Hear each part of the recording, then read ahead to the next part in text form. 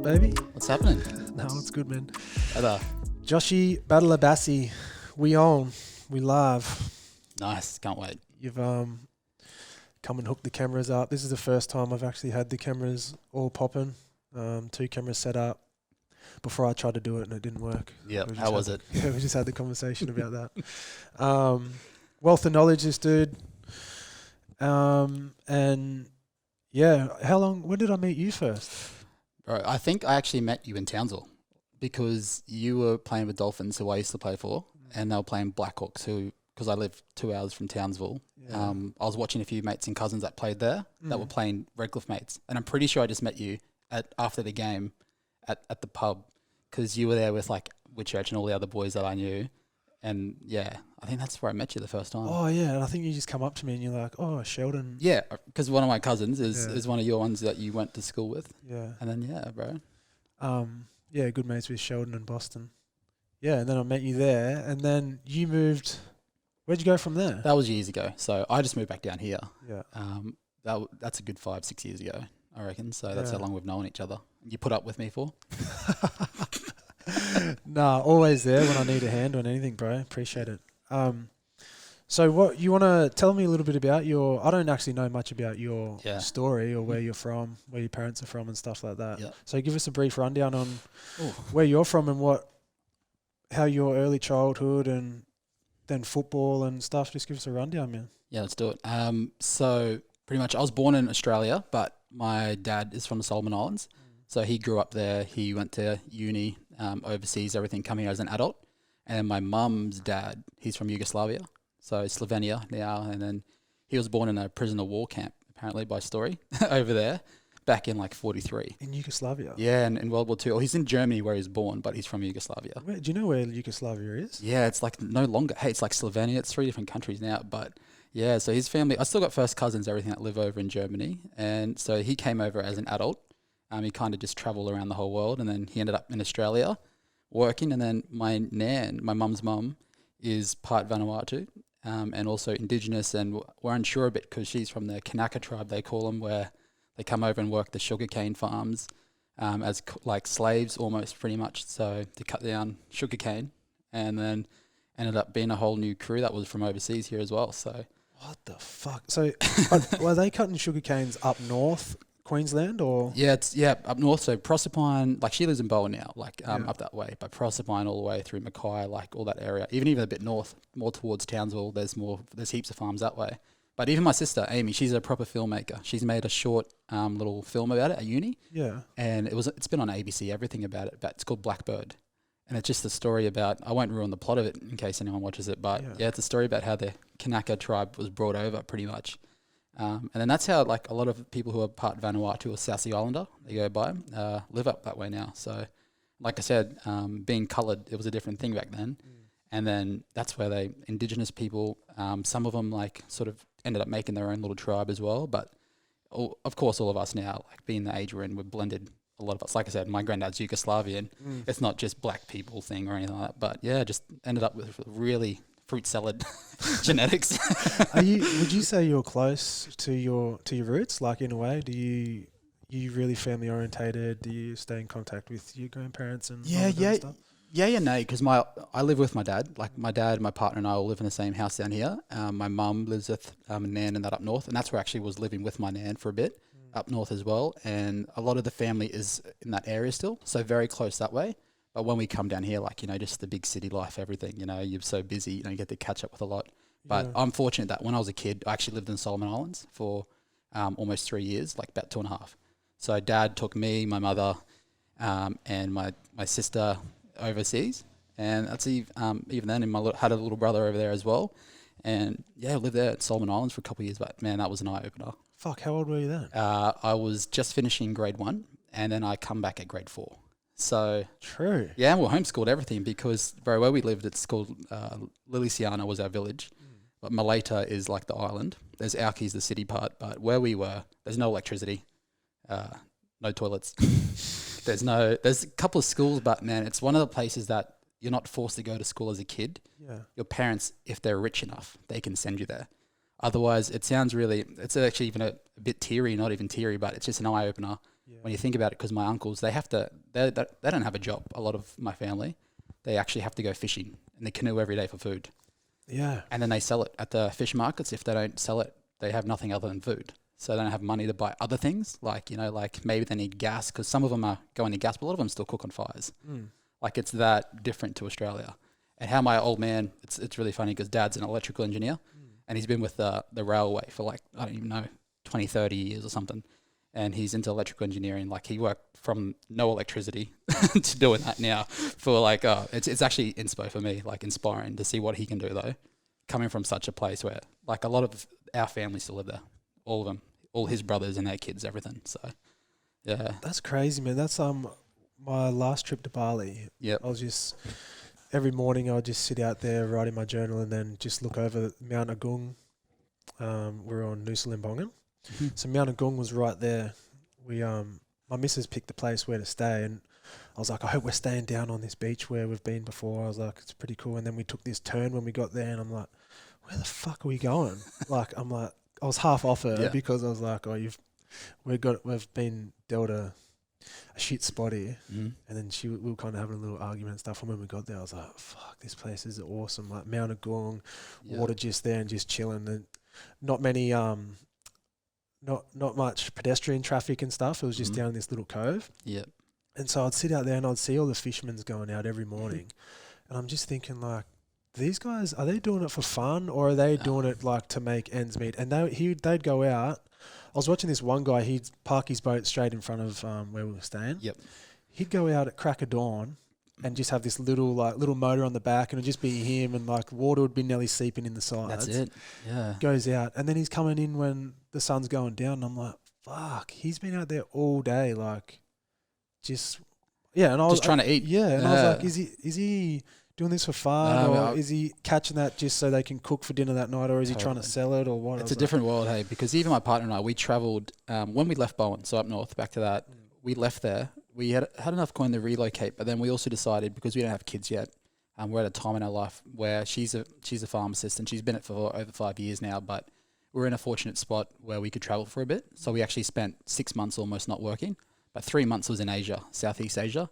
We went to Bali for a month, and then we ended up in Malaysia, and then we went to Singapore for a few nights, back to Malaysia for a bit, then went to Thailand for like a month. So as long as our visa would let us without having to apply for a proper one. So about 3 weeks in like 6 days. But we were the same, man. Even when we were there, like we didn't want to do the hotels. We wanted to go and stay. We even slept at one of our Bali drivers. This is a funny story. Siren, his name was, or is, I should say. He used to drive us around. He was recommended by people in Sydney who travel there a few times a year that I used to live with. And man, one night we went, said, dude, like, I love this. Take me to a waterfall, but then can you show me where you live? Yeah. Then we went there, and his wife taught my partner how to cook like their little pancake versions where they deep fry them. And then we even went to a place to meet his parents, and I wanted to see what the real Bali was like, what the life was like. Sorry. And bro, it was just an eye opener, man. Like, it's just like, geez, I see all the selfies on the beach, which, trust me, I take them. Like, I'm in the photos, I take them. But then to go see where he was living, how small their house is, meeting his parents, who were just, even though they knew that we had a decent amount of coin, especially compared to people who don't have proper jobs, they still catered, man. They made us teas and coffees and made sure we had food. They're like, what do you want to eat? And like, they brought it out, like, and they don't have much coin compared to like us over here in Aussie, or just my partner and I. And so even when we left, man, we gave him a bit extra bucks, because we're like, geez, you looked after us heaps, but it was an eye opener. Different world, bro. That's kind of more thrilling than the fucking selfies on the beach. You know what I mean? That was our goal. Our goal was to travel to learn. Because even later on, like only 2 years ago, we went to Seychelles, where my partner's dad lives. Like, he's a full blood from Seychelles. So it's where's Seychelles? So Seychelles is near Mauritius, kind of is the closest place, but it's Africa.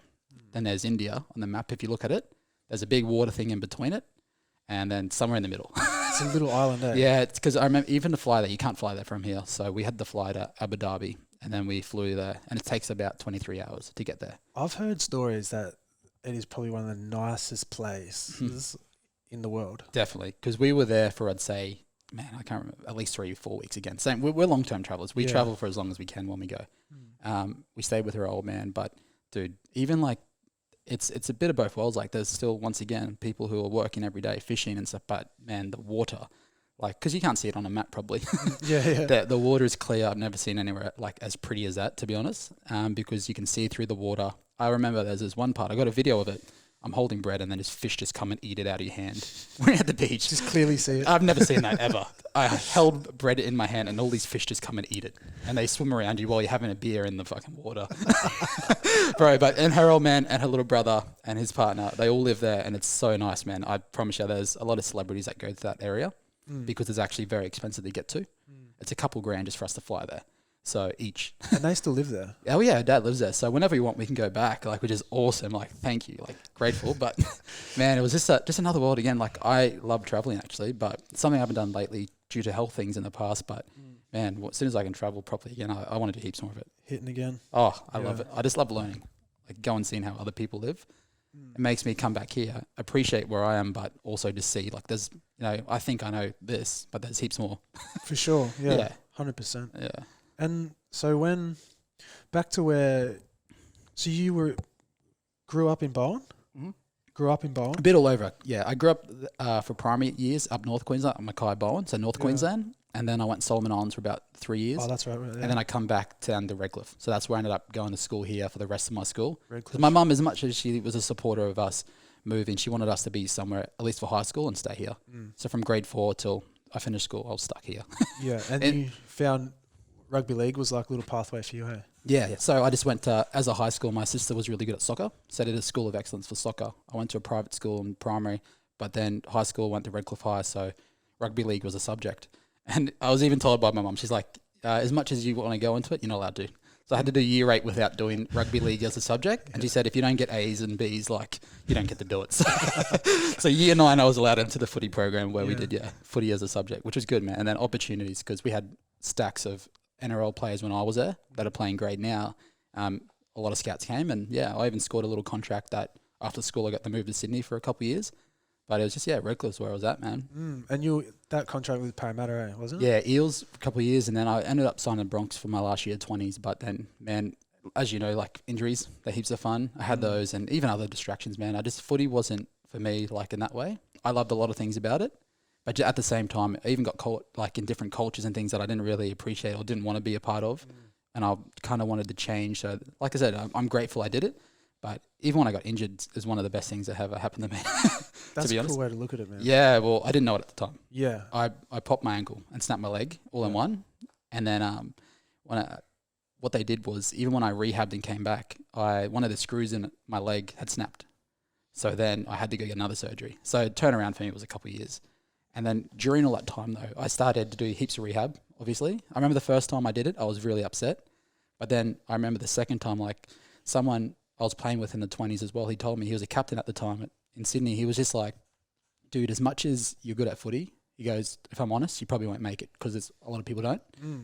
So he said, use their coin to get your studies, to learn what you can, because they have to support you legally.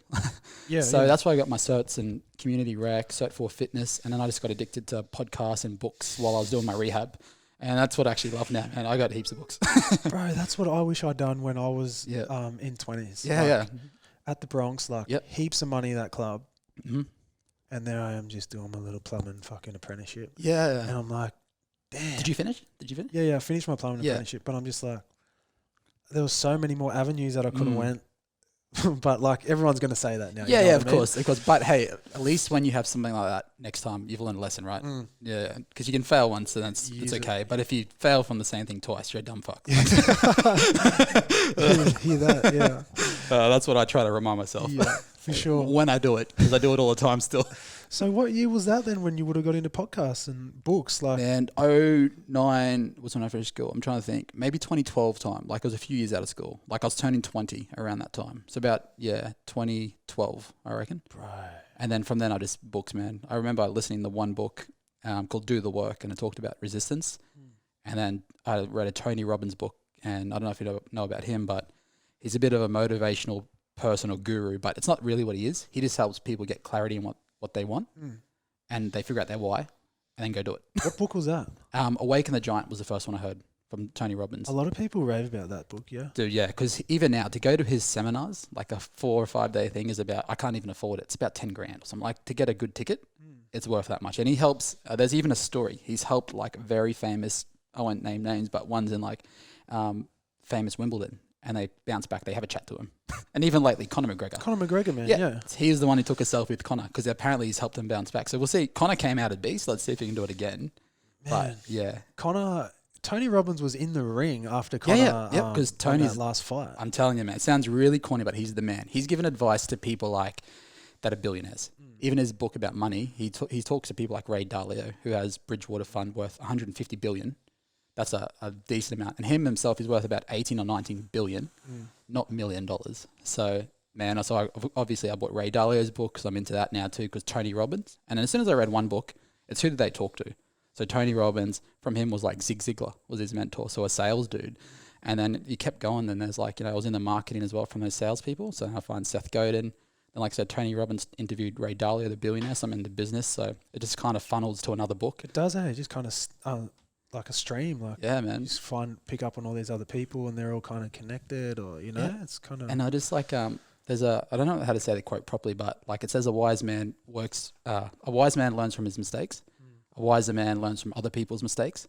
So even Will Smith, one of his interviews I watched once, he said anything you want in a book, just go read it. Like if you need to learn something, so whether it's PT or video work, which I do now too. I've just learnt from YouTube tutorials or books. That's all I've learnt. Right. I don't have any degrees in it. That's what I said to my brother the other day. I was like, there's all these books in the world, and what a book is somebody's knowledge, writing it down and giving you the opportunity to read through and find what you can. Exactly. And I know a lot of my friends don't read, man. Yeah. So they're going to say a lot of people, from the people who read and people who don't read, do you reckon there's more people that don't read? I definitely think that, but like in their defense, I'll just say what the first obstacle is. Like people have different ways of learning, but so reading doesn't mean that everyone should do it. Because if you can't sit there, read, absorb, and then the most important thing is doing what you learn too. Like I don't recommend doing it then. Listen to a podcast maybe, or watch a video on YouTube where he's giving a lecture, like someone like Tony Robbins. His seminars, it costs a lot to go in, but there's a Netflix documentary on him. So they can show one of his conferences there. Just watch that if that's how you get it visually. Or go to a course, like go learn at one of the boot camps or something. If you have to learn from doing stuff, like there's a lot of different ways to learn. But I think if you're not growing, you're dying. That's like one of the 100%, Tony Robbins quotes I live off. And progress equals happiness. So if you're not happy, you're probably not progressing at something, I found. But then also the other important thing is that there's a few areas, like a lot of us in our generation, I don't want to feel like I'm judging, but progress is like on money. Like if we don't have money, all of a sudden we're like, fuck, we suck at life. But then you realize there's health as well. So like, but we just record off money and we get upset because we live pay to pay or something, right? And then we're not looking after health, then we get obese. So that's why I'm in the PT world. I deal a lot with obesity. My niche is helping people lose 20 kilos or more. But then you look at that, there's a relationship. Like what if you and your partner, your relationship sucks? And like, there's a lot of categories is what I'm trying to say. Heaps.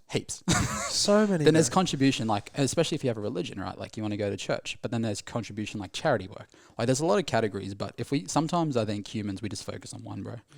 Oh man. Yeah. And that's what I'm trying to learn at the moment as well. Paul Chek, he has this awesome saying where it's like, if health isn't a priority now, it will be later on down the track. Yeah, love it. Like everybody's health is gonna be your priority. Yep. Now or later, when you're 80 and you're frail and then you're gonna start. Then shit, I need to start working on my health. So why not do it now? Exactly, I mean? Because even that's great. I love it because that goes even with one thing I live by is like you must look after yourself first. The most important investment is yourself because if you're only feeling like a 6 out of 10. Even if let's just say, I don't want to pick on a church, but let's just say you do a charity job, but you're only feeling 6 out of 10. That means you got 6 points to give out. Let's just say you give one to your partner and then you give 2 points to your 2 kids. You got 3 points left to give out. So why not feel like if you're not looking after yourself and you get run down sooner or later because you run out of points because when you go to work or everything with your charity, but then like I said, bro, why not feel a 9 out of 10 or a 10 out of 10? So you got 10 points to give out.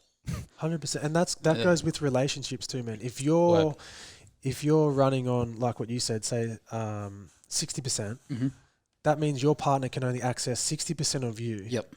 And so you're only getting 60% out of her. Yep. So then you know what I mean. You're not. you're not giving each other full potential of each other. Especially, bro. So that's why you need to look after yourself and make sure everything's ticked off and you're feeling good about yourself. So then you can give 100% to whatever you're doing, either that's relationships, health, whatever, you know. Totally, man. Because like I said, because I do PT, I've done it for over 10 years now. Oh, I got my cert straight out of school. And even at school, I actually got my cert 3. So for 2 years of school, I was actually doing PT stuff to get my group fitness, everything. Yeah, like a little scholarship. I got it through school, got paid to learn instead of paying for it myself. Yeah. So, but even then, bro, the biggest thing is I deal with obesity. Like that's my niche. Like I don't train athletes as much as I used to play footy, and I don't train fitness models. Like I've coached a couple before, but there's a lot of different categories. I'm not into powerlifting or weightlifting. I help people who just want to lose 20 kilos or more. Gen pop kind of thing. Yeah, and I just figure out like, why? Like that's the biggest question I ask. As soon as we come in the gym, they're like, "Oh, I want to get fit and healthy." I'm like, "Awesome. What does fit mean?" Yeah. And then they'll go, "Oh, I just want to be happy. What would it take to get happy?" And I'll just question them for 20 to 40 minutes. Kind of put it back on them a bit. Huh? I'll just ask them because I don't know. Like it's really easy to get skinny. Does that sound weird? No. I'll tell you my secret formula, bro. Like nothing against nutrition courses, everything. I'm totally a supporter of that. But eat less shit and train more. Yeah. It's not that hard. Like, but it's why they're not doing it. If we can figure out why, that's the biggest one, man. Because we're either, Tony Robbins, we'll go back to him. He goes, people are either seeking pleasure or avoiding pain. So if you can figure out when they're binge eating, which is always you eat too much. To lose weight, you got to be calorie deficit. You just got to eat less calories in your burn. So if you're eating too much, people binge on something. Or they eat because it makes them happy, or because they're eating when they're sad, or to get away from something, or they're eating because it reminds them of a date with their partner that they used to want to go back and do it again. Yeah. And then like it's just a habit. So if we can figure out why, then I might actually PT someone. But if we don't have a strong why, I'm pretty, like it sounds really rude, but I'm pretty honest with some people in our first chat. It's kind of wasting their time and your time. I tell them, why not invest your money into something else if you're not ready to do it? But like I said, it takes a good 20 to 40 minutes, my initial consult. Yeah. But I just want to figure out what they want to get and why they want to get it.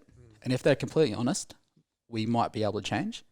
But if there's always a barrier, and not everyone wants to share everything, bro. But at the same time, if we can't be honest that way, it's not going to happen right now.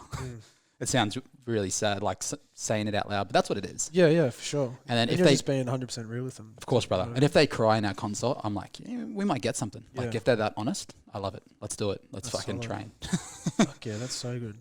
And so with everything going on now, you obviously you're not PTing now. Your gym's shut. No, I'm fortunate enough that I didn't talk about it yet. I had an ankle injury, but I had another big one a few years ago where I had an abscess in my head on my brain. What's an abscess? So it's just like a swelling. It's like a really big blistery thing that's swollen. It's stuck inside. But it was on my brain. So it took ages to find. So I ended up being in hospital for a good 3 months, and I couldn't work for about 6. And even when that happened, man, I remember, like, I don't want to say too much personal information to talk down about things, but I remember spending like, it was about $7,000 or something that we had to spend just to pay bills, just to be alive across that 6 months. And I remember all the savings and everything that my partner and I worked hard for, like we run a lot of it down. So at the end of that, when I bounced back, it's a couple of years ago now, like maybe 3 years from the big surgery. I've had a couple of hospital things after, but not big. We prepared, as in I put money aside in my own separate account that I never touch in case it ever happened again. So I'm fortunate that I've prepared to be unemployed for 6 months. Yeah. I've definitely got a happy 3. And 6, I'm starting to go, okay, I really want to work, like, because one, I'm probably ADD. Never diagnosed, but I probably have it. I'd get bored. But yeah, I'm very fortunate I'm like that. But at the time, man, like right now, gyms are closed if people don't know what's going on. I'm the manager at a big box studio and we've had to shut the whole thing. So it's almost 3,000 members where we are. There's no gym. And then all the trainers, all the group trainers, all the staff on the desks, the sales staff, everyone officially unemployed at the moment. It's a tough one, man. But hey, just like being ready for times like that, it's hard. But you know, like I'm definitely grateful that I actually prepped this in case I got sick. Yeah. That's Yeah, it's a lovely coincidence. But at the same time, man, I can see a lot of negative stuff coming out of this too. So I hope we bounce back stronger. Of course. What's your thoughts on it all, bro? Where we are right now. Yeah, I feel probably the happiest I've been, man, in a long time. Hey, tell me more. So crazy. Like, I just feel.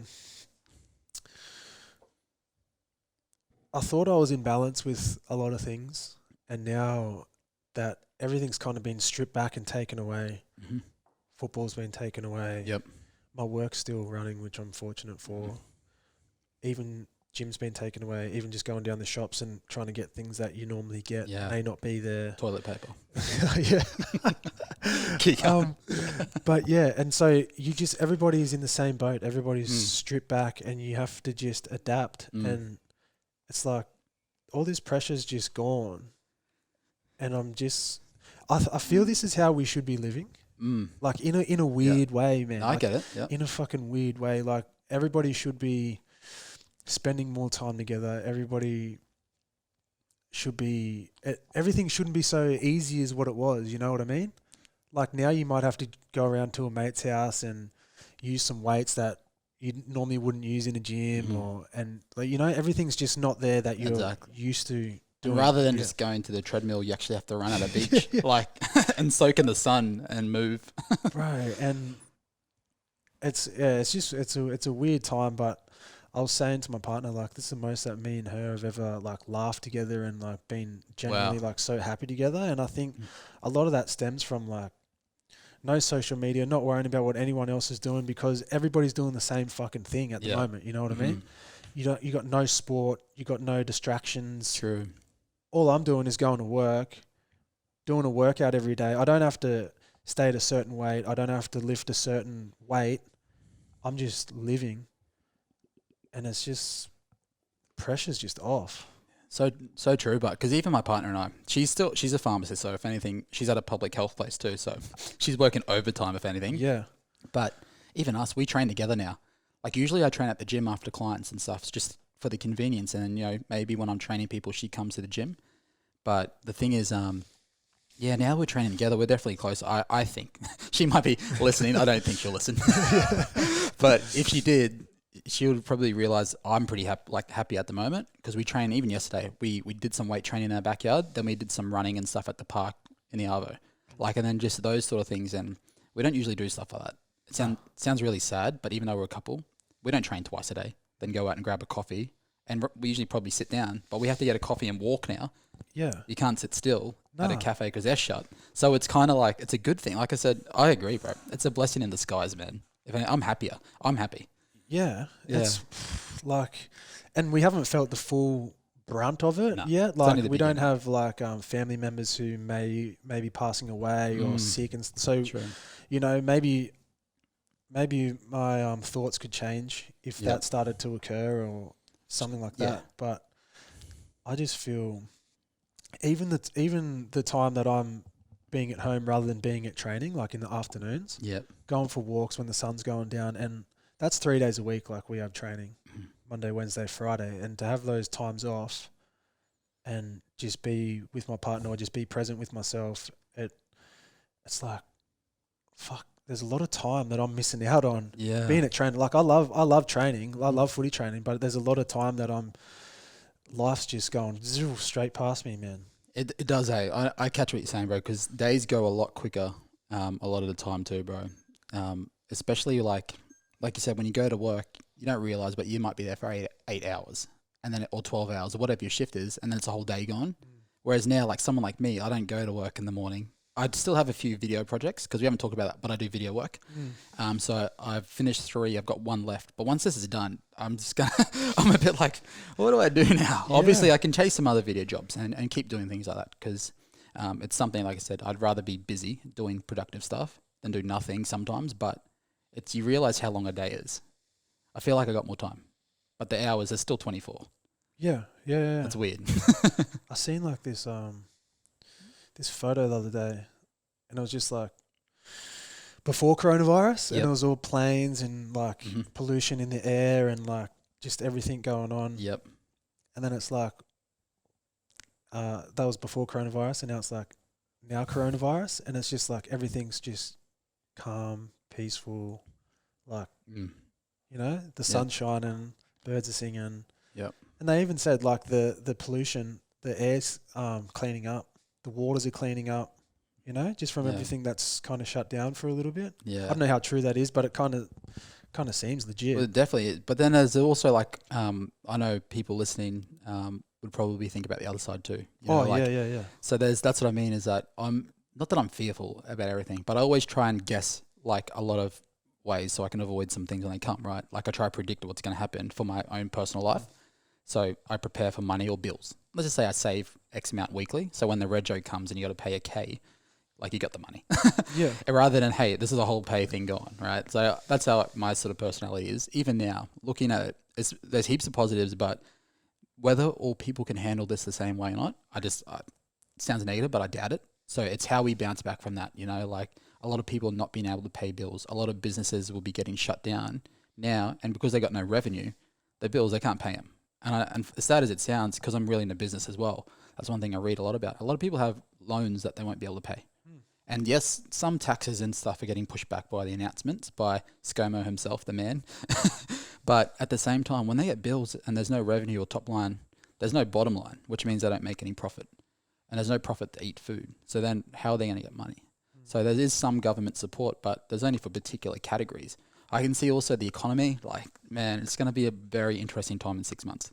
Yeah, 100% what you're saying there. Like me saying, man, the earth's fucking clearing up, bro. Yeah. And you've just lost your whole gym or whatever. Yeah. You're like, man, shut the fuck No, up. no. I'm not saying you, but I'm like saying other people. saying that to someone. Yeah, of course. Like, man, shut the fuck up. Like, I've just lost all this money. It's an automatic defense, right? Like, yeah. People do it naturally, hey? And it kind of comes back, and it's real hard. Like, I don't know, if I lost that, like I said, my thoughts may be a lot different, but it's kind of like, what really matters, man? Yeah. Your health? Exactly. Like, I love that, yeah. But then I also think about, when this is all gone, are you going to take the gamble to start up your own little business? Because what happens if something comes back again? Like, what's little business is going to be now? Yeah. Do you take the gamble or not? Well, see, that's such a good topic, man, because even that, I'm really into books, like we said. There's one called The E-Myth by, I think his name's Michael Gerber. I don't know how to say it. I think it's Gerber. It's Gerber, I'm pretty sure. He talks about the E-Myth, and he talks about how a lot of us believe we're entrepreneurs, but we're really not. And we're entrepreneurs, really. But he talks about there's different roles. So there's the entrepreneur, there's a manager, and then there's a technician. And he talks about, I think his example in one of them is a bakery, but it's pretty much a lady goes to a bakery. She's been working it for years, and then she's been doing it so long that she wants to own her own bakery. But then when she starts her bakery, she realizes there's more work to do. So she's got to do more. She's got to do like the bills. She's got to take care of that. She's got to get clients in. She's got to create the product, serve it. There's all these other little points of it. And then she works so hard that rather than being the entrepreneur, she becomes a technician as well as a manager. So she's doing all three and she's trying to grow it. But then in the book, it tells how we can fall into that for 30 years. And rather than owning our own business, which a business should operate by itself without the owner. And he talks about the difference there. And that's why I really love his book, E-Myth, because it helped me get perspective on that. Whereas, I don't know if her name's Sally or Sandra or what it is. It starts with S, I'm pretty sure. Yeah. But in the book, it shows how she's a technician and she starts her own business, but she's really just started her own job. And so, unfortunately, like a lot of people now, I'm all for it. If you want to be a business owner, go for it. But also, some of us have been guilty, in my generation especially. We jump into it a bit early, whether it's owning a gym or whether it's owning a cafe or something else, where we actually have to work there our whole life. We just realize that if we take loans to get our coffee machines or our gym equipment or whatever business we start, we're actually just getting a mortgage and a job. So we're now stuck in a job. And then until you can scale it and sell it, possibly, it's a job itself rather than a business. Whereas I won't share personal details, but even the gym I'm at now, the owner, he owns a couple of gyms. You know, that's more of an entrepreneur. Like someone who owns gyms is different. Whereas if you're owning a gym but you have to work there, are you the owner? Like that's something I've learned because I ran my own little studio gym up north for a while and had about 60 clients where I ran boot camps and PT. But at the end of it, even though it was called Base and it was my own gym, everyone told, oh, geez, let's bring your gym back. But it was still a job. That's what people don't realize unless you really go into the business world and you start to study it, which I did just through books. I learned that I had a job. And I absolutely loved my job and my mission. So I was grateful for that. But at the same time, it wasn't a business because there was no PTs under me working. It was just me. I operated the whole thing. So I was a technician. So there's just a big difference. And I think now with this big obstacle, I think we're going to find out who the technicians are and who the entrepreneurs are. Because someone like Warren Buffett, he's an investor. Half his portfolio is in cash at the moment. For a few years, he's been waiting.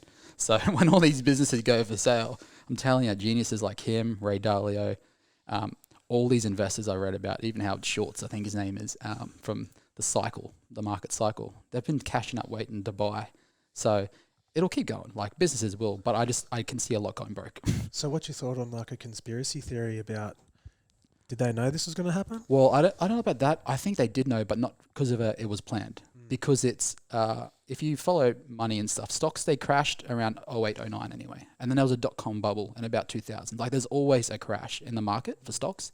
Like I said, I'm not an investor. I just fucking love reading. Yeah. But it's been so long. It's been the longest up in stocks for so long. That's why these people are financially prepared. And Dalio actually, he put coin on it in his insurance that it was going to crash this month, but he pulled out a bit early, so he didn't get as much as he should have. But they've been half cash because they said this is just growing for too much. And it turns out that the COVID-19 turned and actually is going to help it crash a bit.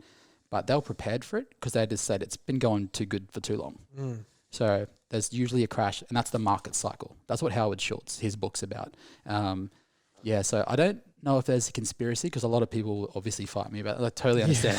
This was planned just to make everyone crash. And, they want the rich get richer. Like I don't think that. But are they prepared for it though? I think so. Like I think rich people are rich for a second, like for a reason, not just for a fluke. Yes, some people are born into wealth and stuff, but I definitely know from all the books I've read, a lot of them have the same stories. Like the Dalio dude, I'll keep coming back to him because I talked about him earlier. I read 1 million books, but his is the best. He started his hedge fund business. What's it called? He ended up going so broke that he had to borrow $2,000 off his dad to literally, he fired everyone on his team, Bridgewater, and then he had to hire $2,000 just to pay the bills. But he's bounced back and he's worth 150 billion now.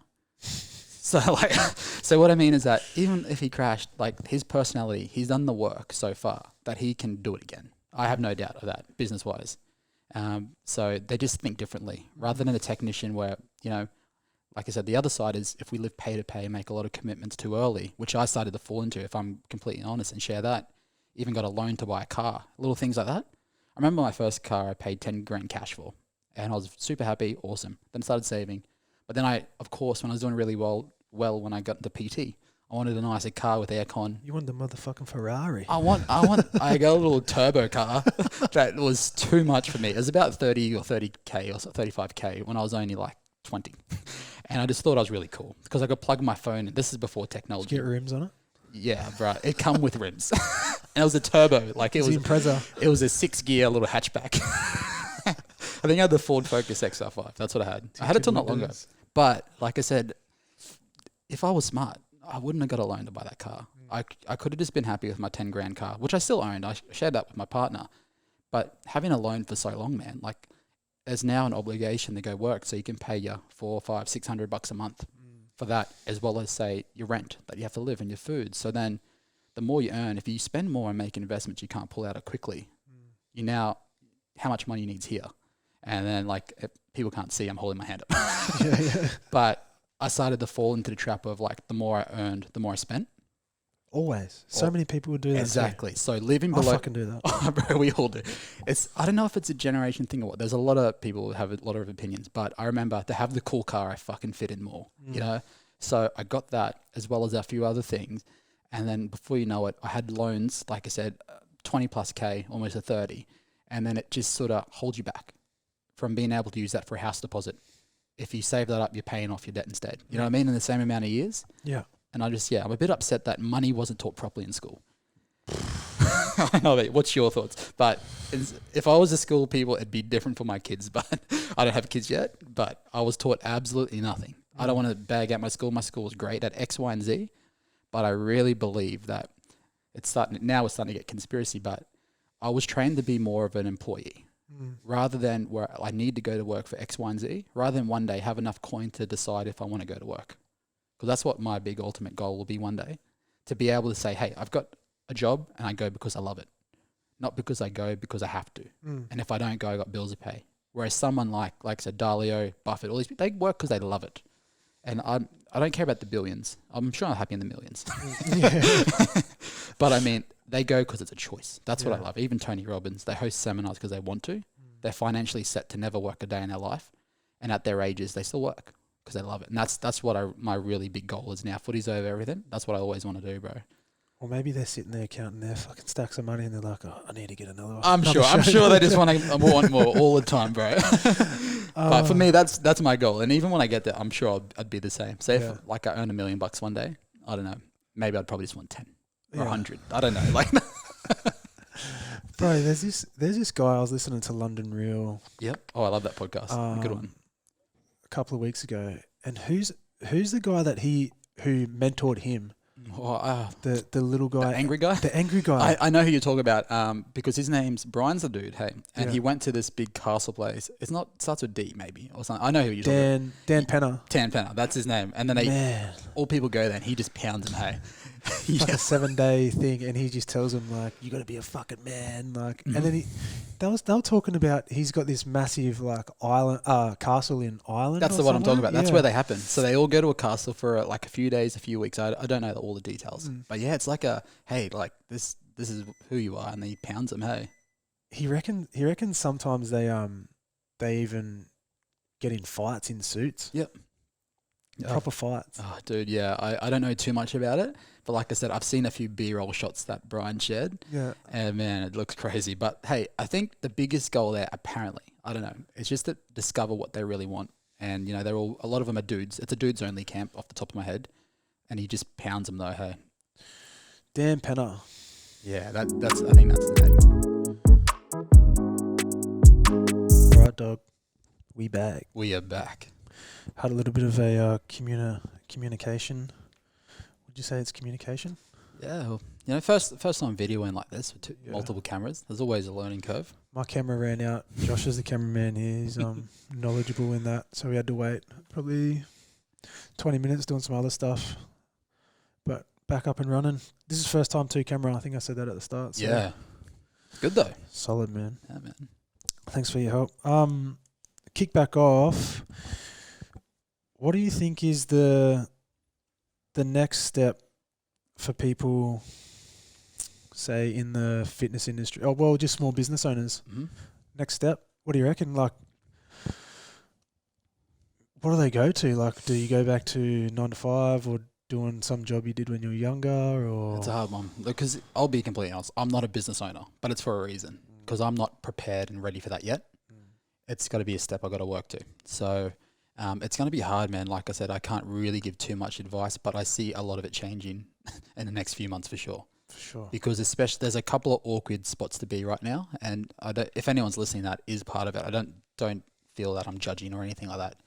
It's more observing. You know, like right now we're being forced to close cafes, forced to close gyms, little box studios, all those sort of things, you know. It's still a startup. Still getting started, and yet the bills, as we figure out in life, they're still there. So how we bounce back in 3 to 6 months is going to be very interesting. What were you saying though? You reckon small business? Not small business, but online? Online's definitely going to be a new thing, brother. Like it's already a thing.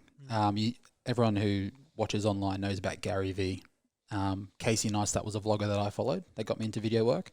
But online's where it's at, man. It's really convenient. And even a lot of gyms, a lot of fitness, like group classes and everything are run with a plasma that can show you what to do. And then you exercise and you just follow it. And they got a heart rate monitor, a lot of franchises these days. And you just look at the monitor and it tells you if you're training hard or not. And then you just follow the exercises on another plasma. And it's all online, man. Then now we're going even more online in where we are where gyms are shut, that we're going to even the hosting on Zoom, like which is an online streaming webinar of a trainer training, and then you follow and like totally get it. If body it's squats. If that's what you need to do it, I get it. But at the same time, man, like now that's transitioning, your overheads and business-wise are going to be smaller because you could run one out of your own backyard or your shed or your house compared to having to pay for a lease that you have to commit for 5 to 10 years or more for like a studio that you lease.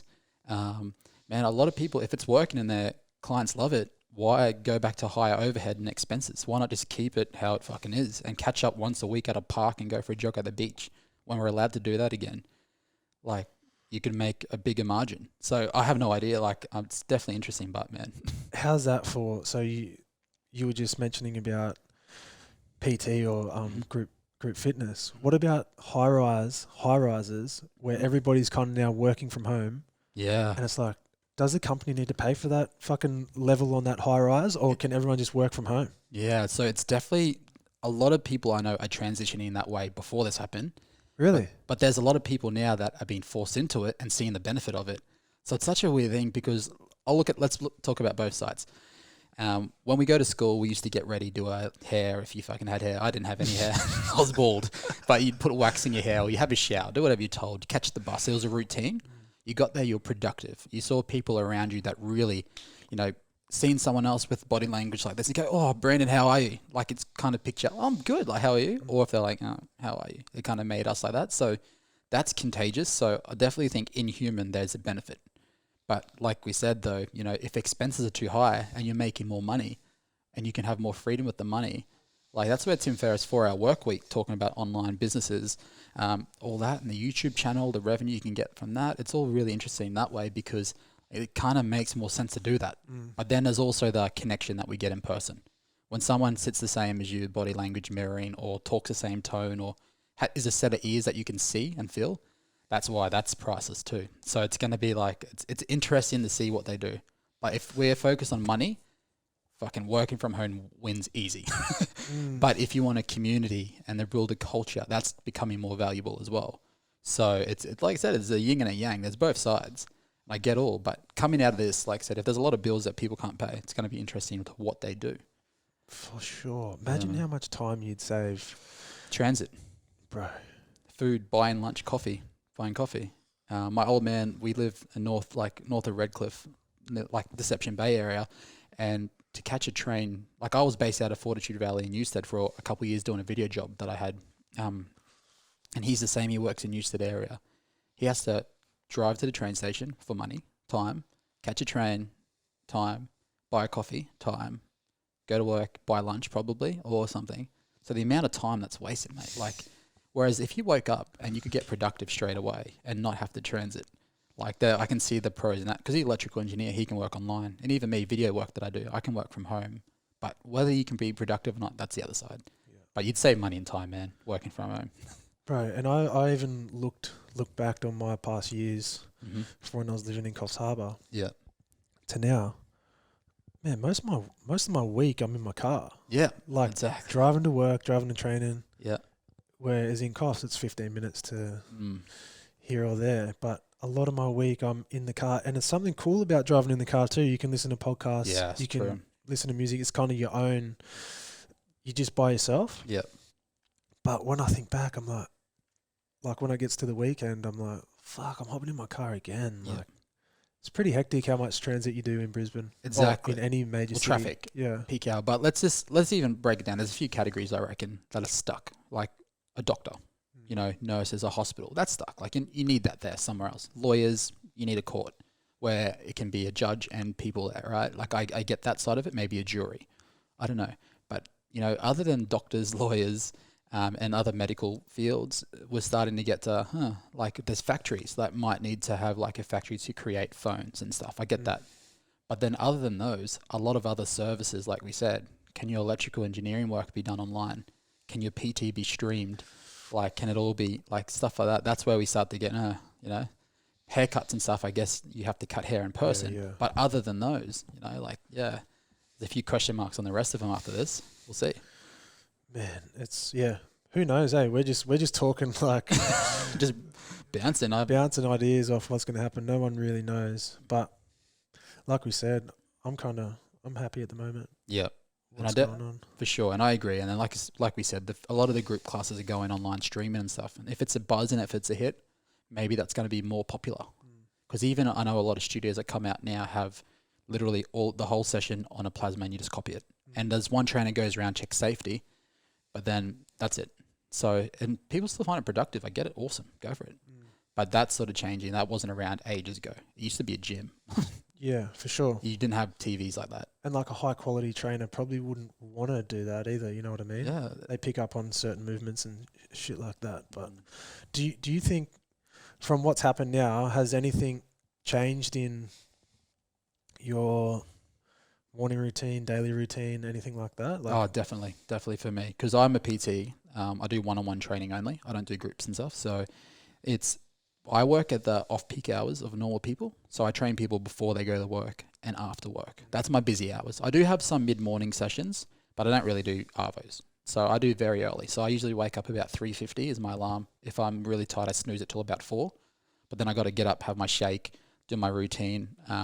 I do a transit for about 20 minutes to the big box I'm at. And then even then I get there 5 or 10 minutes early. So that's why I got to get up nice and early. But now that the shutdown's happening, I'm sleeping a bit more. I still try to wake up sunrise. It's at 6 at the moment, or 5:55, around about then. I'm still up about, 5:45 or something, around 6, but it's an extra couple of hours sleep, man. From 4 till 6 is a big difference. For sure. Yeah. I remember doing that when I was PT. And by the end of the week, you're pretty busted, eh? Yeah, exactly. But that's why even me, I think I mentioned this before we even started recording. I've got this habit where I do a nap. Like I just try and at least get 1 hour extra sleep, because if I work late doing video edits or doing clients at night time, I only get about 5 or 6 hours, which I don't recommend for people. So I always try and catch up 1 or 2 during the day just to make sure I get enough sleep. And I know there's some countries overseas, I don't know where it is, but it's like Switzerland or Italy or somewhere in Europe. Everyone naps at lunch. And now I know why, because being in the world I'm in where I get up so early, that's something I got to do too. Or else it's not that I'm tired tomorrow, the day after. In a week or 2 or 3 weeks, I get really unproductive if I don't have that nap. So I've just tried to make it a habit where I force myself to have one, at least for an hour each day. Yeah, you get run down with a cold or something like that. Exactly, and that's one thing you don't want to be. No way. I think Switzerland, it's over there. They have like the highest quality of life. Yeah. Like, because just everybody's so happy. Obviously in winter and stuff, I'm pretty sure winter's pretty doom and gloom. But in summer, like the sun's up till like 10 p.m. Yeah, wow. So everyone's just loving life over there, and they have a real good quality of life. I think it might be 8 or 6 hours a work day. Wow. Yep. Maximum. So you were so productive in that. Yeah. And it might be 4 days a week or something, I think. So it's definitely different. So like if once you build the habit in and you can stick to it, there's pros and cons, but that sounds like a pro. I'm not a business owner. Yeah. But I know it's better when I work a productive 5 or 6 hours than a lazy fucking 12. Yeah, for sure. Where I stretch it over, because no one's in the zone for that long. And I even when I video edit, it takes me a good hour to get in the flow. When I'm in the flow state, I'll probably give an hour or 2 before I need a break, because I just can't stay there. I don't know, the cadence or the speed changes everything. So yeah, definitely productive hours. It's a big thing, man. Do you do any meditating? Meditating, not exactly. I do something similar. So I'm really into Stoicism. Ever since I read Ryan Holiday's book. Ryan Holiday, yeah. Yeah, he's got one called Obstacle is the Way. And for me, being injured and stuff, like I said, I got hurt. It helped me kind of change perspective on things. And it's actually just Obstacle is the Way is a book that's actually just quotes like Marcus Aurelius and all these old Stoic books. And it got me into that. And then there's another one called Ego is the Enemy. And then it got the Daily Stoic. So one of their habits is you do a journal in the morning in the Arvo. It's almost my version of a meditation. Where I go and I wake up and I scribble down. First I do 3 Gs, so 3 points of gratitude, just 3 things I'm happy for.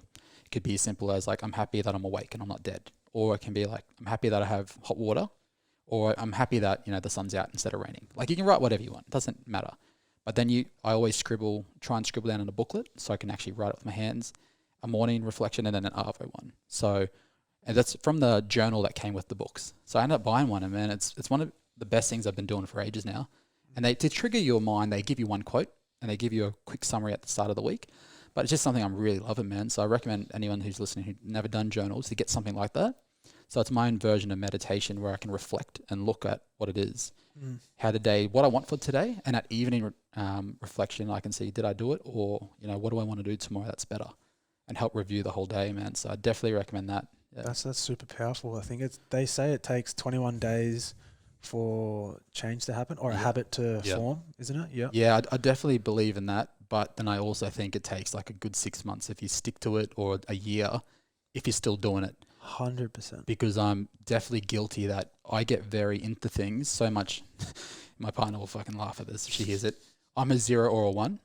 Like I don't really have a 50%. That's probably my weakness and my strength. So what I mean is that when I get into video work, man, I went 120%, like so much that I learned X, Y, and Z in a short amount of time. And I just did nothing but look at my laptop and shoot, and then look at my laptop and shoot until I learned how to do it so I could get enough money for it. But at the same time, as soon as now kind of like, video work, it's not as much of a priority. And that's the same for habits, because it took me at least a good 3 years of doing that to end up now I get money for shooting weddings, online courses and case studies or book launch videos. I've done a cinema ad. I've done a short video clip for about 20 minutes, like a short story one. I've done a heap of things, but man, at the beginning to do that, it didn't take 21 days. No. It took fucking, I've got a YouTube channel called Joshua Daniel Vlog. What people don't see is that the first maybe 50 videos or something, I can go to get the proper numbers and maybe screenshot. They've got about 30 views and some have about 60 views. And I promise you, 10 of them probably me watching to see what I did wrong. Could I be better? And everything like that. But then what happened was I once did a video about where I lived in Bowen because they have beautiful beaches, man. And then it got something like 50 or 60,000 views on Facebook. I was like, okay, like, all right. So that's a lot more than 50 views, like 50 people, it was 50 or 60,000. I was like, what was in it that I could do a bit better and do more of it to make this traction and engagement happen again? And then I just started to write down little things that video had that others didn't, that I made. And like I said, that was about 6 months. Then I helped, do you remember an NRL player, an ex-NRL player, Sione Faumuina? Yeah. Yeah, so I'm good mates with his brother Dan, best friends with him and Rachel, his wife. He launched a book after his NRL career, sharing his story and stuff. And they wanted a video for their launch. And I learned a few tricks about how to shoot case study testimonials. And then we did that, man, and it reached over 1 million people on Facebook. And it actually he ended up on the news, and it's got a couple 100,000 views. And if I didn't keep doing it for years, we never would have fluked that. And obviously Sione's story and what he did and his family and his stories and all his fans already probably like helped the engagement. But we fluked like a video that went semi-viral to help his book launch, which was awesome.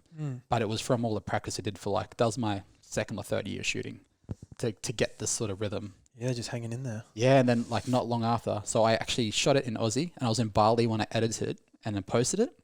But a couple months later, I did another Bali video that got about 10,000 views. But then a couple weeks later, I saw what I liked out of it and did it again. And then I got scanned in Thailand video. And if you look now, it's about 104, 105,000 views on YouTube. And it's because, like I said, these patterns just started to repeat them and do them over again. And just being consistent with it, man, but it took me years instead of 21 days. So I think that's where it all came from. Yeah.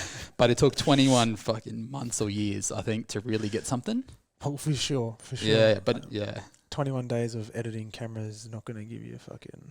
It can give you... Maybe. It can get you in the habit of doing it, but then I find a real habit is one that you can do for a year or two. Then if you're doing it without thinking about it, like when we tie our shoelaces, that's a little metaphor they use, or analogy, sorry. You had to think about how to do it. Like, you know, when you were a kid, we didn't know how to tie shoelaces, to do the thing and then make the loop and go around it. But until you can start, you don't have to think about it. Like, can you tie your shoes, bro? You can just do it now, right? But you don't have to think about it as much. So I could be sipping a coffee and talking while tying my shoes. When it gets like that, then you can do habits without thinking about it. Then I think they're real habits, like atomic habits, like James Clear, the dude who wrote that book, would say. Yeah, you push that book onto me. I still haven't got it yet, but I'll keep pushing. Yeah. Easily, one of the best books I've ever read. Easily top 10. And it's just about the habits we do each day. That we're all creatures of habits, and it's what we do will determine where we end up and what we become. And man, that one just hit me because we don't really rise to the level of our goals. He says we fall to the level of our habits. And when I read quotes like that and his steps on what to do each day, dude, changed my life. Fuck, that's what I'm finding in this time now, that I'm doing a lot more meditation and journaling. Yeah, I love it. And like, I'm using Sam Harris app. Oh, great app. My partner has it. Love it. Your partner's using that. Shout out to Sam Harris app. That app, bro, is $150 annually.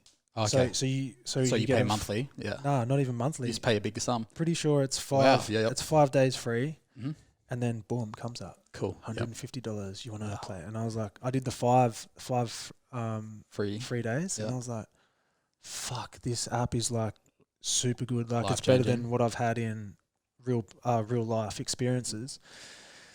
And then I was like, man, I can't afford $150 at the moment. Yeah. And then I went, for some reason, I just went on the website, scrolling down. If you are unable to pay for the subscription at the moment, we will happily give you a year free subscription. Wow. I'm like, what? Yeah. I'm like, fuck. And then I had to rethink myself. I'm like, am I being a scumbag here if I don't pay for this or whatever? Yeah. emailed him, hey man, I just like your app's super helpful at the moment with what's going on, and I'm just can't afford to pay it at the moment. Mm-hmm. Like 10 minutes later, dude from America, wherever he's from, is just like, yeah, man, just hooked you up with a free subscription. So if you're looking at getting on top of your meditation, I highly recommend Sam Harris app, man, and it's free at the fucking moment. So take it while you can. It's super helpful. You found value in it then each day? Yeah. I'm I think a 15-day streak at the moment. Good streak, bro. And he's actually teaching you how and it only goes for 10 minutes a day. 10 to 15 minutes is probably the highest one in introductory course. Induction or introduction? Introduction course. Either one, brother. Sorry.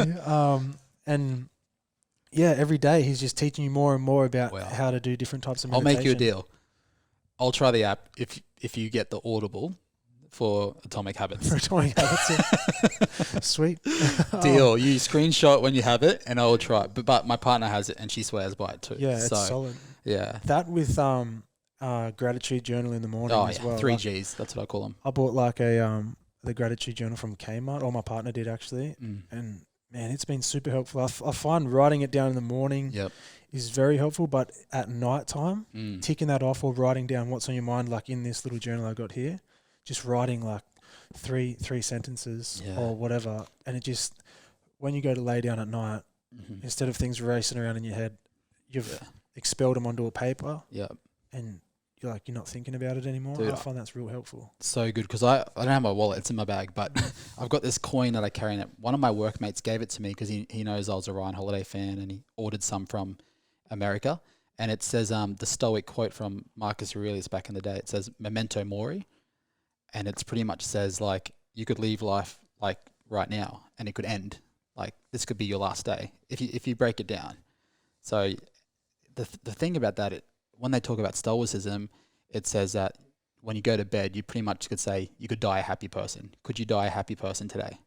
Like, it sounds really deep and meaningful, but that's what the coin reminds me each day when I look at it, So I just remind myself, like, have I done today what I wanted to do? And if not, how can I make tomorrow better? So when I wake up, it sounds like a lot, but obviously I sleep. I don't think as much when I sleep. I'm not really a big dreamer. But when I wake up, I don't reflect on yesterday too much, like dwell on what I failed at, but I know what my work-ons are. Rather than failures, I look at what can I improve and just get it done today. And if it wasn't for journaling, I wouldn't have been able to scribble that out of my head. And it was just too much thinking and not enough doing. That's solid that you have a little emblem to remind you of that. Yeah, man. I was thinking about that the other day. It was a gift, actually. But yeah, it's an awesome one from a book I read. Bro, nature can just be like, fuck this, I'm shutting off. Yeah. And just boom, done. Yeah. Don't see your loved one ever again. You don't even see anybody ever, you know what I mean? Yeah, that's how fucking crazy that it could be. Imagine if it just apocalypse started. What would you do if a COVID was like I Am Legend? I wondered about that the other day because Will Smith shared himself like doing the pull-ups in that movie when he's really ripped on his Instagram. He's like, this is me in ISO. But to be honest, I must admit I have no idea like what I would do. Do you know what I mean though? Like nature can just be like, fuck this, we're shutting off using blah blah blah, not listening, boom. Yeah, done. Of course. It's just like, what the imagine it kind of feels like that's what we're in, but not scaling that high. In a way, man, like people are dying, and definitely it's dying. It's something we can't control at the moment, which is very interesting. Like for me, I have no idea. You can't see it. Yeah, you can't see it. It's like there's this disease that's crippling people, and it's like, not a disease, this virus, and you can't see it. Yeah, but it's one of my crawls down your throat or in your nose, and you know what I mean? Yeah, because definitely one of my favorite quotes that I remind myself is like, focus on what you can control. And then when you realize it, I read it in a book, but you can't control 99% of the world. You can only really control your own thoughts, your actions, and what you do. So even your thoughts, you emotionally will make some that you probably didn't mean, but you can control how you react to them later on once you get disciplined enough to do it, right? So that's what I tried to focus on. But things like I've been hit, I don't know if you know, there was hail not long ago. There was hail on the coast, and we were driving back from Sunny Coast to home, and we had to stop on the highway, and our car got hailed, my partner and I. We sat in the car and it smashed. We couldn't drive. The whole highway was stopped, man. It was a write-off. True. So luckily, thanks to insurance, if you're watching at home, get insurance. You can get a write-off. But if you don't have insurance, I fucking feel sorry for you, because that was horrible. But even then, I couldn't control the hail. I learnt that in the car. Like, it sounds really D&M, but we sat there, we're in the front. It was that heavy that they were like the size of tennis balls. And they started to smash the car. The glass on the windscreen started to chip in and started to float. So I chucked sunnies on. I said to my partner, get in the back. You chucked sunnies on? Yeah, to stop my eyes from getting hit. So from glass. That's fucking crazy. That's how hectic. My partner, I was like, Helena, get in the back. Like, let's just see. And it got worse and worse. So I jumped in the back too and just covered her up like I'm the protector. No, but we literally jumped in the back, and we just realized, like, later on, I did anyway, that I couldn't do anything about it. As tough as I want to be in the footy days where I used to like want to shoulder charge people, I couldn't do anything about the hail. You got out and laid on top of the car? Yeah, and the whole car was dented. It was a write-off. Had to get out. The hail was that big. I had to clean it from the wheels before we drive. But like I said, a lot of people, it's very easy. I understand why people could get depressed after things like that, because we haven't gotten too much of that. But I'm really big on trying to fight depression. A few of my mates, I'll tell you about that later, but we started Ignite Bowen where we tried to fight against it, because it's a big thing, depression leading to suicide. But I just remember focusing on what I can control was really only my actions. So even after that hail, that was just a good friendly reminder that I can't control the world. So I'm never going to try to. Like, it's something I have to keep telling myself. But then what can I control? It's what I do each day. And as long as I'm getting better at what my goals are, have clarity on those, and I just keep taking steps towards them, I'm going to be happy. Progressing, yeah. But if I don't have clarity on my goals, man, I'm telling you right now, that's someone like me would definitely get, I don't know if depressed is the right word, but I'd get upset, fucking upset. So much that you just run and like, I'll have a drink, or just do with so-and-so, and jump on social media. Go on Facebook and look at everyone else's news feed, hoping I see someone worse off than me, and then it might make me happier. That's what it fucking is. Yeah, man. That's what it is. It's like, fuck, I'm in a rut at the moment. Yep. Let's try to look at somebody who's in a worse job than me to make me feel a bit better. Yeah, we subconsciously do it, I think. I really believe, I have no degrees in psychology, but I really think that sometimes we subconsciously definitely do things like that, not on purpose. We're not thinking that in the front head, but we look in our feed and just go, look, they're on a holiday. I kind of want to go on one too. Oh, that looks lovely. And then we soon end up booking our own. It's like this little envy. You know, and I'm in the age group now. Everyone's having kids or buying houses. Like, love it. Like, awesome for all of them. But I have to remind myself, financially, I've got different goals. So sometimes if I admit, I think, fuck, maybe I should buy my own house. But because I see my mates have taken their selfie next to the sold sign. But then I always have to just go, dude, it's not where you want to be. Like, I've got my own little goals with money. That's your goals, man, yeah. My biggest ones, I want to own a business one day, or multiple. Like, I'll have a whole portfolio, I don't care. Yeah. But I just know that right now, I don't have enough coin. So for me, it's either get a mortgage or get a deposit for a business or some other entry into a business. But I definitely know, for me, later on, my personality, my habits and my goals is owning, being a business owner rather than being a homeowner. And I've got nothing against people who buy their own home. Everyone's different. Totally get it. But finance-wise, I'm just happy to pay rent. Yeah. Yeah, because, do you own a home? No. No, because there's a lot of, sometimes, I don't want to talk people down, but I read a lot from Ramit Sethi and a few others. They're millionaires and they're against buying houses. And I've pretty much learnt that the bills are a lot bigger than you think. So you get your 20% deposit, or 10% if you can get it, whatever, but 20% is probably recommended. And then you get a tax, and then you get an insurance, and then you get bills, and then you want to renovate. And then before you know it, we don't do the math properly. So say your mortgage is only $500 a week. Usually what I've heard growing up is if you're paying $400 a week in rent, you might as well pay $500 in owning or something like that, or $600, whatever it is. But for me, it's just not where I want to be because, it ends up being a lot more than that. When you add the extra bills of maintenance, repairs, taxes. They don't fucking add that bit on there when you're going to buy it, you know what I mean? Yeah. By the way, you've got a... Yeah, by the way, there's X, Y, and Z LMNOP that's going to cost a lot more. And then for me, I see it as, it's a big commitment to be stuck in one spot. And I love uncertainty. My partner's a bit of it. She likes certainty. Probably shouldn't talk about her values, but I like variety. And I just know if I commit to a house, I'm kind of stuck in that for a while, which is I'm not sure it's something I want to do. Whereas I know businesses is what I want to do. Like that's my biggest goal, is to own businesses one day. And I only just haven't rushed into it because I'm learning that I can also go into that too early. If I get enough money to help finance a business, or even if someone's a silent partner that pays for it for me, there's heaps of ways to open one, but even right now, financially where I'm at, I'm not ready. So I'm going to prep and I'm going to learn more about business. So when I play the game, I know how to play. Like, I'm not going to play NRL when I'm playing park footy. That makes sense? Yeah. Even if I Redcliffe or Deception Bay or wherever I grew up, if I'm playing park footy in the local area, love it, awesome, great. But if you go run straight at someone fucking like Jason Tuamalolo in NRL, it's a bit different. to a 120 kilo person in a lower grade, it's different in a NRL. So for me, I want to train and be prepped and have enough backing. And obviously I can't procrastinate way too long. But when I play the game, I want to play properly. Yeah. I don't want to, I'm a half-asser. So at the moment, I'm in the stage where I'm working under people, like I said, the owner where I'm at owns multiple gyms. And even the job before, I was a full-time videographer. I worked under 2 people, started their own business and built it up very well. And they helped, 7-figure businesses. And that's what they did. So just learning I'm learning at the moment. Yeah. And sponge. Yeah, because I'm turning 28 this year. So for me, it's it's a game I want to play in my 30s. And it's not because I'm scared, because there is both sides. You can't wait too long. But it's one that I want to save up for and prep in, and I'm learning as I go. Because I know as soon as I start, I'll realize how much I still don't know. Yeah, for sure. So it's like life. Exactly. So even when I ran my own studio for a couple of years up north, I learned X, Y, and Z. And then that just reminded me, before I commit somewhere in a bigger area like a city, rather than a small town up north, I need to tick these boxes before I even, for myself, earn the right to do it. But once I do it, I'll play the game. Sure. Yeah. Have you looked into precious metals or gold? Yeah, keep going. Other than putting your money in the bank? Oh, gotcha. Yes, so gold is one thing, definitely. But I think one thing that people are big on is supers. Like compound, I think we underestimate that.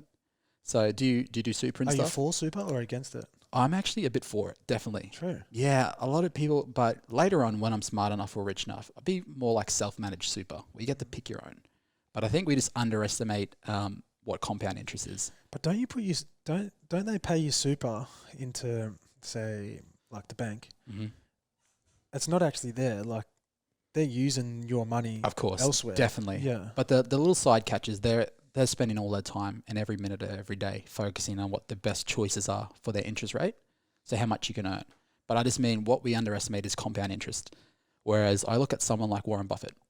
A lot of people didn't know for years that he was only a millionaire for years. And it sounds really weird saying only, but he's a multi-billionaire now. There's actually a graph you can look up on YouTube, because over time it was just here at a lower level, and it took like a good 40 to 50 years, and then compound, boom. Same as your super. I won't do the math off the top of my head, but if there's even like a little metaphor, now please don't tell me I'm wrong. Some mathematician out there, it was pretty much, if you could have $1 million now, it was an analogy, not a metaphor. Would you take $1 million, or would you take 1 cent or 5 cents a day that doubles each day? And it ends up being that at the end of a month, you have more money than $1 million. And that's what I'm saying, is that we underestimate how much we can achieve over 10 years or decades. And we overestimate, I can do this in a year with our own money. And we underestimate the long win. But a bank's made to make you money? Yeah, it's definitely a big one. That's a whole other podcast for sure. I think there's probably a certain amount of cash you probably just need to be safe. Like I said, if this happens, I'm happy I got some money to pay my bills. But real investments, everyone's lifestyle is different. If you don't have the time to be a stock trader properly, I wouldn't fucking bother. I'm not big for people who day trade as a daily habit, as a side hustle. I think they're wasting their time, because I'm pretty sure off the stats that 90% plus don't make it. But what about, one of my mates is with ANZ, and he was showing me that, I think it was last year, they brought out one of those fucking 50-page manuals that you just go, I accept. Yeah. He reads through it. The terms and conditions. Yeah, terms and conditions. He reads through it, and it's like ANZ pretty much said in there, not word for word, but it pretty much said, in like a financial crisis or whatever, you allow us to use your money without pretty much repaying it. Yeah, I haven't read it, so I can't say anything really about it. But is that surely that?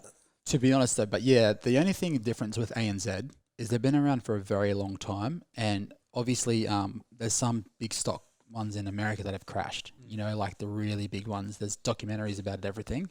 But like I said, for them to crash, it's a lot. It's a bigger game, because what we don't know is, right now and during our crisis, is the government's giving out money, right? They've doubled our support, like our job seeker money for a lot of Australians, civilians, or the civilization, I should say. You can now get double what you could on Centrelink for doing nothing.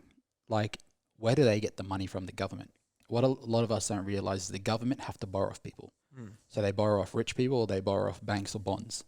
So as much as it is, a lot of banks in Australia that have been around for years, I'm not sure if a lot of them will crash. Only because I'm not a financial expert, so I can't say. But like I said, where's the government getting their money from? Definitely know for a fact that Australia itself would be about, I'd say, 500 billion in debt. Australia, the country, because the government don't have money. They borrow money, and so that's why there's a whole little cycle circuit there. Ray Dalio's got a really good one that teaches about the economy. But yeah, like I said, they got to borrow their money from some people, and it's usually off bonds of very rich people or very rich banks. And banks borrow their money off people too. So like people like us who deposit in the banks. So they're going to go back around, and it's just a big circle. That's why the markets cycle. Those rich people we talked about earlier, it's going to crash sooner or later because the cycle sooner or later needs to stay, like to get its legs back. So it's like such a big, like I said, it'd be a whole podcast to talk about that. But to be honest, there's a few banks. I definitely would keep some money in a bank, but I'd keep some money in, what's it called? Like cash as well. Safe. You'd like your own money. Yeah, whether it's safe in a DVD case at home or whether it's in a bank in a savings account. What's your address again? I haven't done that yet, actually. I should. But what I mean is that if you're an investor, I'm against a lot of people just investing because they think they can make more money than the bank because it's a long game. So I think really S&P 500 in America, if you're not an investor, just fucking chuck money in there. Or in the Australian SP, like I'd just do that. If you don't have the time every day to focus on it, I wouldn't bother. Well, bro, I'm glad I got you on because I'm such a rookie at business, money, all this stuff, man. So am I. It's like, I read a lot. So, yeah, you do read a lot. So yeah, it's cool to see your perspective on a lot of things, but I've always just got questions about what's going on. Sometimes a little bit too deep as well. Okay. You know what I mean? Like into the banks and into who runs the banks, and sometimes I don't think it's for our best interest. Yeah. Because I'll talk quickly about a completely different topic that's kind of related. So, like I said, when I was up north, we started a thing called Ignite Bowen, which was like where we live was Bowen, but one of our friends, we lost them. Okay, so it's it's a very sad moment for a lot of us losing a really good friend. And then it was only a few months later that we lost our friend's partner, passed away too. And it was a big thing in the world that we couldn't control. Like depression and suicide's huge up north, which was very sad. So instead of saying, hey, let's fucking stop depression, we didn't look at it that way. We looked at what can we control. And instead of using social media for say, hey, like, let's go against suicide and things like that. Like we understand that's a need, but Tyson and Carmen, the mates I started it with, we just said, let's do a GDD, a good deed of the day. And we call it that, where we buy, the first one was a box of fruit, and we took it, I took it to this place where these ladies help people with disabilities.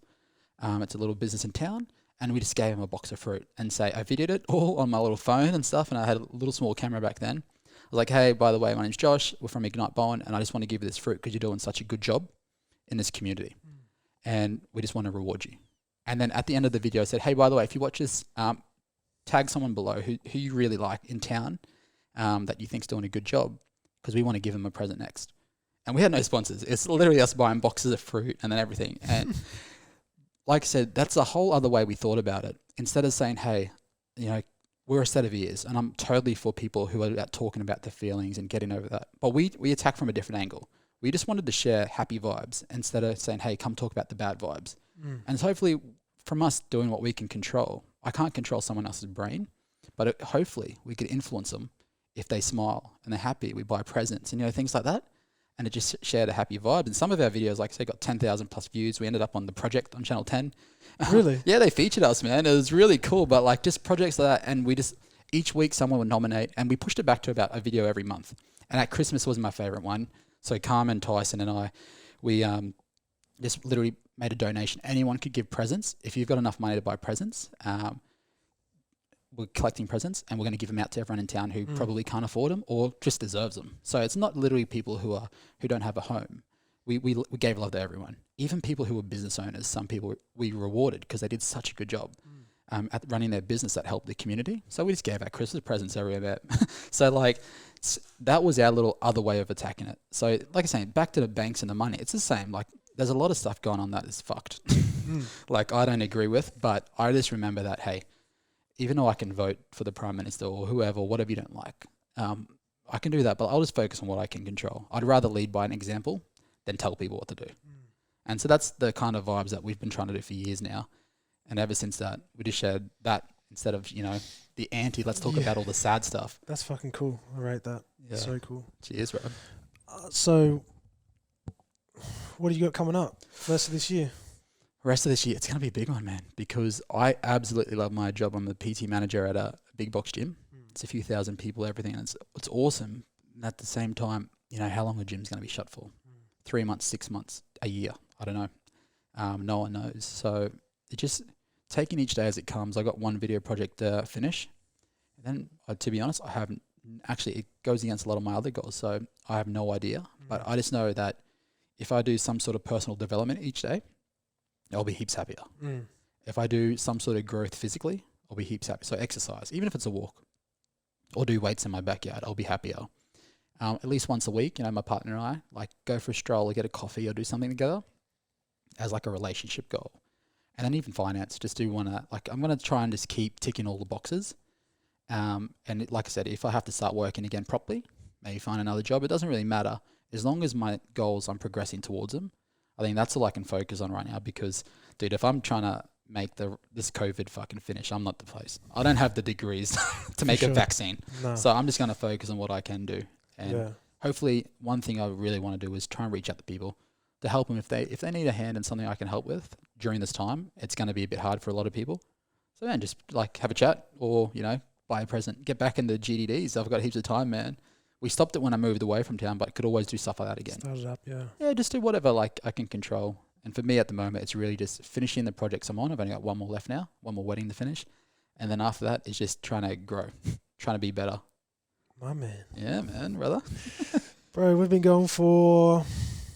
That's at least another about 40. An hour and a half, man, yeah. That's solid. Yeah, we could just talk. Talk. It's good chatting to you, bro. Yeah, bro. But I think we might cap it there. Yep, let's do it. But for people that want any video stuff or filming, photography, whatever, they can hit you up, eh? Yeah, man. Where to find you at? Yeah, just social media. Josh Batalibasi. I've got a personal page, a business page, everything all on the same name, just so it's easy to find. JoshuaDaniel.net is where I share all my weddings. But, man, like I said, if we're meant to be, we're meant to be. Yeah. Guru, bro. Guru. Thanks for having me on the chat, bro. Can I ask you one question before we finish? Yo. What do you want to do with this? Like, this podcast is awesome, bro. I'm already loving it. Gears, set up, everything. What's your big mission? Like, what do you want to do? What's your goal? Man, I think it's just to give people who I find interesting and who I kind of look up to and get a lot of creativity or ideas from a platform to share their story. Love it. To then share with people who may know them or who may not know them, just to get to know them. And also just to connect with people a lot more. Like, this isn't my comfort zone. Yeah. Having a chat, going like on air live. For people to interview, like flaws will come out and everything like that. People might say, this dude's voice sounds shit. Like, so it's kind of sticking my neck out there, but it's for what you said before, which I live by as well. If you're not growing, you're dying. Yep. So that's basically it, man. And with the help from you with the video and stuff like that, and also the content and stuff, when I get that down pat and hopefully people start listening and want to jump on, like, yeah, I love it. I just love the mission you're on. Just want to say well done, bro, because like I said, progress, not perfection. Yeah, because if we wait for it to be perfect, we'll do nothing, eh? For sure, man. But I'm loving it, man. It's raw. It's good chat, bro. Thanks, and I'm definitely going to share this link. Yeah, thanks, brother. Pound it. Shout out, Joshy. Yo.